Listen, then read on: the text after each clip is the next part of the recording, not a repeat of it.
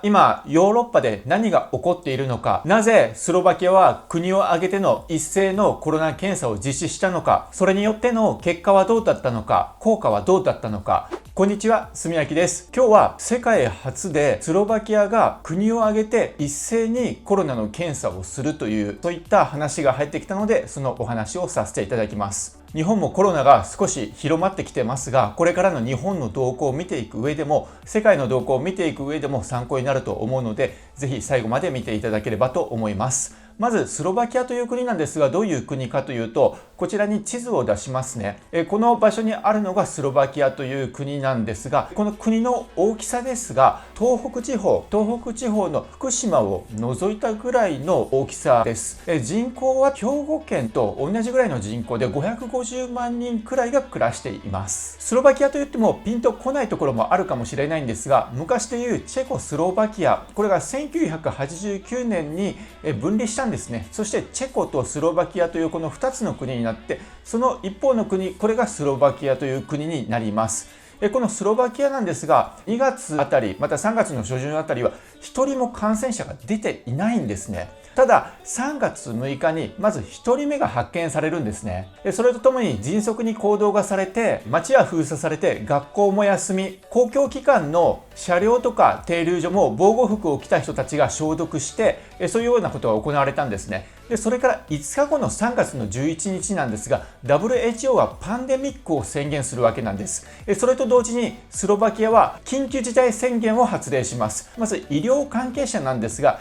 医療関係者が出勤拒否したりとか、ストライキを起こしたりとか、そういったことをしてはならないという規制をしたんですね。そのことによって医療の機能が麻痺することを防いだんですね。あとは食料品店とか銀行とか、生活に最低限必要な店以外は閉鎖されて、タクシーも運行できなくなりました。郵便の配達も制限されて、スーパーに入れる時間帯も制限されて、65歳以上の人たちが入れる時間帯とか、そういうのも決めたりとかしたんですね。それはなぜかというと、ヨーロッパの他国では医療崩壊が起こってコロナに対応できなくなって、それで大変なことになっている国が多く出てきていたので、そういったことにならないようにスロバキアは一生懸命対策をしたわけなんです。そこで困るのが事業者たちなんですが、例えばレストランは弁当の販売をしたりとか、小売店はオンラインショッピングをしたりとか、タクシーは買い物代行をしたりとか、それぞれの事業主が生き延びる策を練って対策を講じてきたんですね。そうやって我慢をした結果、スロバキアでは感染が拡大せずに、4月末までにコロナに感染して亡くなった人は23人にとどまったんですね。だんだんと日常生活が戻ってきて、医療機関に対しての緊急事態宣言も6月の13日に解除されます。隣国のチェコもある程度収まってきたので、チェコの観光名所プラハではコロナさよならパーティーということで盛大な宴会が開かれたりとか、また夏休みを海で楽しむために臨時列車が運行されることが決まったりとか、少しでもこれまで遅れてきた経済を取り戻そうと、チェコが一生懸命そういった観光産業を盛り上げようとしてたんですね。スロバキアでも長く休んでいた店が再度開店するようになって、店の入り口には消毒液が置かれていたりとか、マスクをするように促すようなそういったポスターが貼られたりとか、そういった形でだんだんと開店をして日常の生活が取り戻されていきました。そんな中、7月21日なんですが、感染のリスクのある別の国に行って帰ってきた場合は、指定のサイトに登録してくださいと全国民にスロバキアの国から通達がされるんですね。それはなぜかというと、海外に行って帰ってきた人たちから再び感染者が少しずつ出だしてたからなんですね。そして8月の中旬になると1日の新規感染者が100人も超えたりはしてたんですが、9月になると新学期が始まるじゃないですか。夏休みが終わると新学期が始まるので、それに対して生徒を迎え入れる準備が慎重に進められ始めたんですね。そして9月になると学校も無事に開校されて、だんだん日常の生活も戻っていって、朝夕の通勤渋滞も始まって、バスも人で混む、そういうような日常の生活が戻っていきました。ただ事業主たちは資金も底をつき追い詰められる、そういった人たちも結構出てきていて、店じまいをする店もだんだん出てきていたらしいんですね。スロバキアでは9月は例年になく暖かい日が続いて、みんな気持ちも緩んで、このままコロナが収束するんじゃないかという楽観的なムードが漂っていたらしいです。でもその裏では新規感染者が100人だったものが300人、400人、500人と急激に増えていってたらしいんですね。秋になれば第2波が来るとは言われていたものの、みんな第1波の時の成功体験があるので油断していたし、どうにかなるだろうと思い込んでたらしいんですね。そんな中、隣の国のチェコが1日あたりの新規感染者が3000人を超え始めて、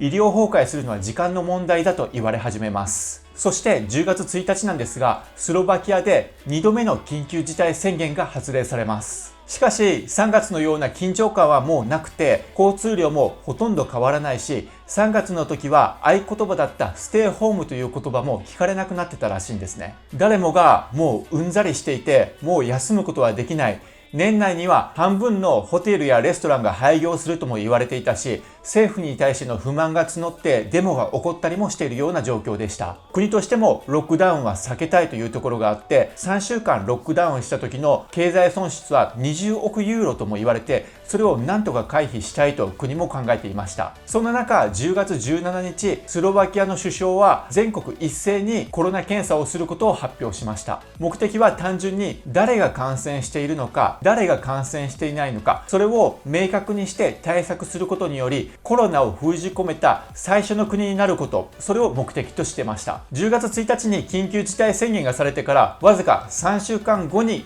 これが発表されたわけで、その裏には1日あたり500人だった新規感染者が1000人に増え、2000人に増えとどんどん上昇しているという、そういったことがありました。そして隣国のチェコでは1000人台だった感染者が1万5000人台までにも上って、医療崩壊もしかねないような状況になっていたというところがあります。ロックダウンをするか、それとも徹底的に検査をして封じ込めを図るか、国民の命と生活を守る難しい選択を迫られる中、首相は辞任覚悟で検査の実現に向けて取り組みを始めました。検査の内容はというと、感染を素早く低コストで確認できる抗原検査が採用されました。これは PCR 検査よりかは精度は低いと言われています。検査は強制ではないんですが、拒否した人は厳しい外出制限が求められます。そして検査は2回行います。1週目と2週目に行って、検査の精度を高めるために2回行うことを決めました。コロナの陽性だった場合は自宅隔離、対象は10歳以上の全国民、外国人やホームレスも含まれます。検査に関しては軍が指揮して医療関係者が検査をしていきます。そして結果を記した証明書が発行され、封筒に入れて手渡しをされます。まずは試しの検査をしようということで、コロナの新規感染者が多い地域に限って検査をして、3日間で14万人が検査をしたそうです。このうち陽性だったのは5594人、陽性率は 3.97% でした。この間も感染者の増加がどんどん増えて止まらないことから、10月の24日にはスロバキアの一部分でロックダウンをすることが始められました。もし国全体がロックダウンされた場合、先ほどお伝えした通り3週間で20億ユーロ、この経済損失があると推定されますが、テストの費用は総額1億ユーロ程度、ロックダウンの1日分で済むと首相は国民に説明しました。そして一斉検査が10月の30日から31日にかけて行われました。この1回目の全国一斉検査で見つかった感染者の数は38,359人で、陽性率は 1.06% でした。首相は決して少ない数ではない、むしろ多いくらいだと国民に注意を促しました。それは抗原テストでは精度が落ちるため、実際は 2% ぐらいいるんじゃないかと推測されたからです。2% ですと国民の40人から50人に1人は陽性者がいるという計算になるからです。そして2回目の検査、11月の7日と8日に行われたんですが、この検査に関しては1回目の検査で陽性率が 0.7% 未満だった地域は除外されて行われました。その結果、2回目の検査は204万人が受けて、13,509人の陽性者がいました。陽性率は 0.66% になり、1回目の検査の時より大幅に下がりました。これにより9月半ばから急増を続けてきたコロナ陽性者が減少に転じ始めました。このようなことがスロバキアであったんですが、春の第1波の時は未知のウイルスを恐れて、スロバキアの人々はステイホームを守り、家にじっと閉じこもりました。おかげで感染はほとんど広まらなかったんですが、出口戦略を急ぎすぎて、夏の間に規制を緩めたのが第2波につながりました。インフルエンザと重なる第2波は、第1波の時より多くの犠牲者を出すことが指摘されていて、これからの4ヶ月間、ヨーロッパでは困難が待ち受けていると見られています。スロバキアでは12月にも再び全国検査をすることが検討されています。11月の時と同じように、まず全国民を対象に検査を行って、その中でも感染率の高い地区でもう一度2度目の検査を実施して、さらに感染が止まらない地区では第3回の検査も実施する予定になっています。こういったスロバキアの試みに刺激された形で、イギリスやオーストリア、イタリアなどでも計画が持ち上がり始めているということです。今回は今ヨーロッパで何が起こっているのか、なぜスロバキアは国を挙げての一斉のコロナ検査を実施したのか、それによっての結果はどうだったのか、効果はどうだったのか、そしてこれからヨーロッパが見ていこうとしている方向性、そういったものについてのお話をさせていただきました。実際、日本でもだんだんとコロナの陽性者が増えてきているような状況でもあります。そういったことでも他人事ではないなと思い、今回はこの話を取り上げさせてもらいました。これから日本政府がどのような方針をとっていくのか、また我々はどのように対策をしていくのか、一つ参考になればと思います。今日は見ていただいてありがとうございます。それではまた次回の動画でお会いしましょう。バイバイ。